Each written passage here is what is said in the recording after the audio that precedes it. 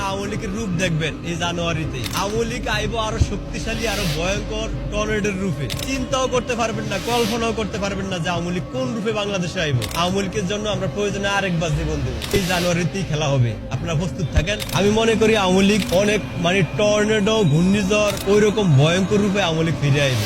এ যাবৎ পর্যন্ত বাংলাদেশের সর্বোচ্চ দল বাংলাদেশ আওয়ামী লীগ, সর্বোচ্চ জনসমর্থন নিয়ে যে দেশে দলটা গঠিত ওইটা বাংলাদেশ আওয়ামী লীগ। আর আওয়ামী লীগ এরকম না যে এটা মনে হয় পাট গাছ, আওয়ামী লীগ হলো একটা বট গাছ, এটারে একেবারে উঠতে হালাই দিবেন এরকম দল বাংলাদেশ আওয়ামী লীগ না। আপনি আওয়ামী লীগের রূপ দেখবেন এই জানুয়ারিতেই। আওয়ামী লীগ আইব আরো শক্তিশালী, আরো ভয়ঙ্কর টর্নেডোর রূপে।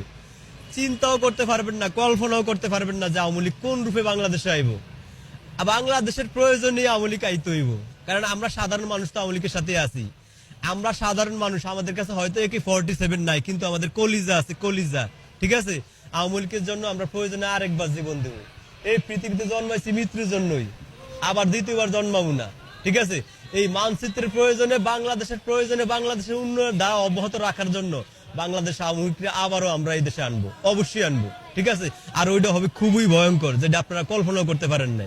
আমি মনে করি আওয়ামী লীগের নামে বাজে স্লোগান দেওয়া, এই যে শেখ হাসিনার ছবিরে হ্যাঁ প্রতিপূর্ণ করা, এগুলা থেকে বিরত থাকেন ভাই।